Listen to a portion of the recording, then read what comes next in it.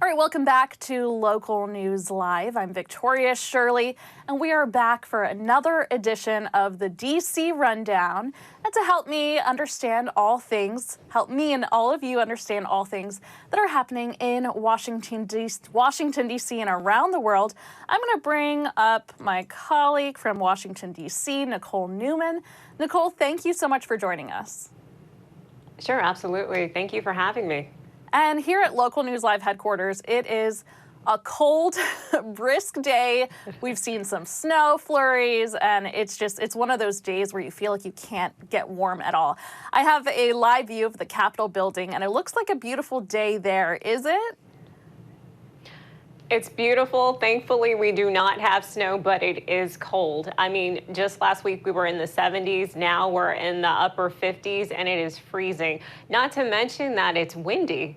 Yes. One thing you wouldn't really think that Capitol Hill would be windy, but it is windy. Yes, it can get pretty cold there in Washington, D.C. Well, let's talk about a topic that might warm us up because it's a very hot topic that people have been talking about for a long time now. President Trump last night, he announced his third bid for presidency. And let's dive into that a little bit because I know it was a long-awaited announcement, long rumored. So, Nicole, what's the reaction today in Washington, D.C.? Well, as you said, this is a hot topic. Many aren't surprised, however. We know that Donald Trump has been teasing this since he made hint of a big announcement that he was going to make last week in Iowa. But it comes amid heavy criticism from GOP members over the midterm elections. This red wave that they were anticipating that didn't materialize. Also, multiple investigations from Congress, the Justice Department, and at the state level. And not to mention, Trump has been impeached twice. This isn't criticism, these are facts. He's been impeached twice, and his term ended with his supporters storming the U.S. Capitol, trying to prevent a peaceful transition of power. So you have some members who are for Trump, and then you have some who are saying, you know what, we think it's time that we move on from him.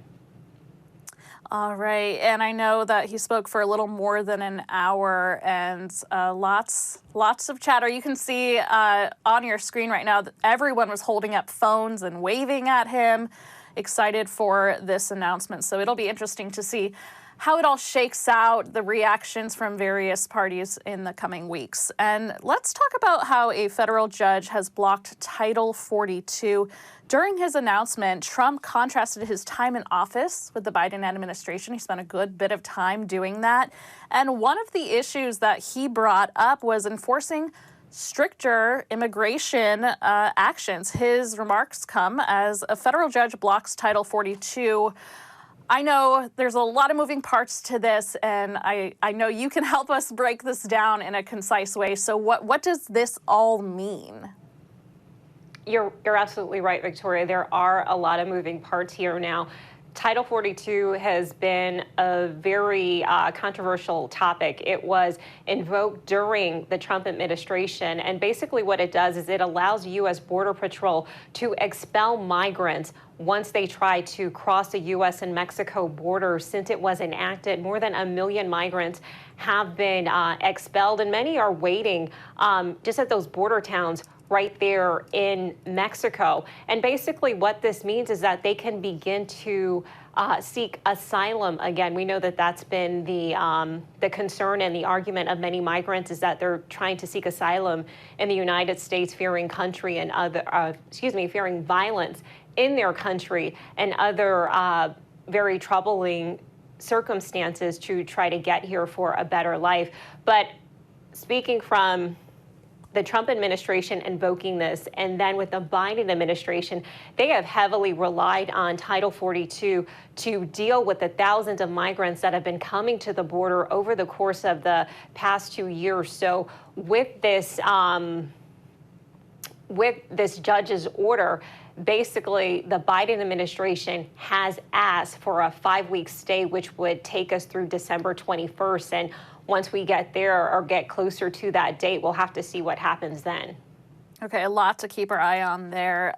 So let's turn to some international news with missiles landing in Poland and unfortunately killing 2. There have been a lot of talk since last night about who's responsible for this and really any more details. So as you've been following up on this major international story, Nicole, let's talk a little bit about what you can tell us essentially about this missile landing in Poland and killing 2 people. Well, news broke around 2:30 here in Washington, and since the Pentagon as well as world leaders say they are working to verify where this missile originated from. Now, unfortunately, as you mentioned, 2 people were killed. This was in eastern Poland, just over the Ukrainian border, and this is the first time a NATO country has been directly hit in this conflict. We are now approaching 9 months in this war, and at this time, Poland believes that the missile was likely fired by Ukrainian forces defending itself against a series of Russian missile strikes. So as of right now, that seems to be what may be the case. And let's see. So we're hearing that Poland and NATO are saying that the missile strike wasn't a Russian attack, as you just mentioned. So is it true the missile is Russian made? What's kind of the background on that? Well, this is what officials are saying. While it's still unclear the exact type of missile it is, reports indicate some of the weapons being used in this conflict date back to when Russia and Ukraine were both a part of the Soviet Union, which could explain why Ukrainian forces are firing Russian-made missiles. All right. So yesterday, big news in Congress. They picked a majority leader in the House.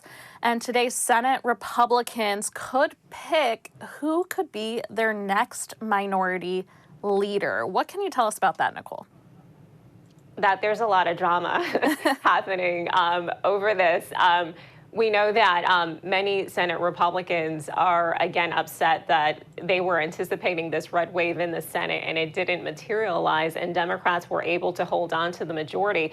And so now what we have is Senator Rick Scott from Florida, who is challenging Mitch McConnell for the seat. Now, McConnell is the longest serving Republican Senate leader, and it comes in the wake of this letter. We talked about this on Monday, that Scott was a member of a group of prominent Senate Republicans circulating this letter asking for the GOP leadership in the Senate to clearly state what its priorities are moving forward to 2024. And so it's really not a surprise that Scott has thrown his hat into the ring per se. But I do want to mention that Scott is already a part of the current GOP Senate leadership. He's the committee chairman.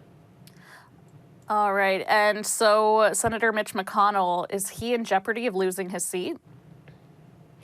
Not particularly, but we won't know, obviously, until the elections are held. It is a closed-door process, but he only has to receive 50% of the vote in this race to be able to hold on to his seat. All right. So again, a story that we'll have to keep a close eye on as the day goes on. I want to switch gears to talk about something a little bit fun. Well, depending on who you are, because if you're the turkey, actually, this is some good news. So we've heard about the new Congress-elect members who are visiting D.C., but now there are 2 more visitors coming to our nation's capital. Yes, and you are right. This is such a fun story. We have so much fun, the reporters here in D.C. covering this. 2 turkeys from Monroe, North Carolina, or near Monroe, are on their way here. It's for the annual National Thanksgiving Turkey presentation at the White House. The video that you're looking at is from last year's 2021, when that year's turkeys, peanut butter and jelly from Indiana, were introduced at the prestigious Willard Hotel. Now, there's a main turkey and there is an alternate turkey for this celebration, and they do a whole red carpet type treatment for them. It's a lot of fun. The actual introduction of the turkeys is closed to the public, but of course we all see it on TV when President Biden will end up pardoning the turkeys, so they won't make it to the Thanksgiving table. So good news for these 2 turkeys, but bad news for the rest of their comrades they left behind. So when will the turkeys be pardoned?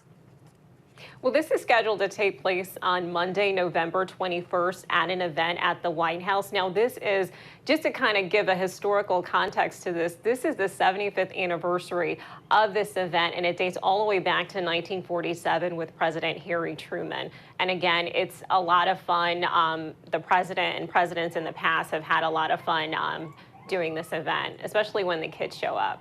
Yeah, it is such a fun story. And some people wonder what happens to the turkeys after they're pardoned. Well, I had the opportunity to work as a reporter in a market that is near Virginia Tech, and they actually have a turkey sanctuary there. So all of the reporters in that Roanoke market, they loved this story to report on where the turkeys go after they're pardoned and how they get to live this life of luxury. So they truly are the lucky ones this Thanksgiving. Is it truly a life of luxury? I've wondered that. I know when I covered it last year, they went to, I thought that this was really funny. They went to Purdue University in Indiana because they were from Indiana. I know this year they're going to NC State. I wonder that, I know that that's where they're going, but is it truly, are they really living the life? Because we were in the Willard Hotel, in the hotel room with them, and it was just kind of funny to see them, turkeys, running around in this really prestigious, swanky type hotel. And there's wood chips all over the floor.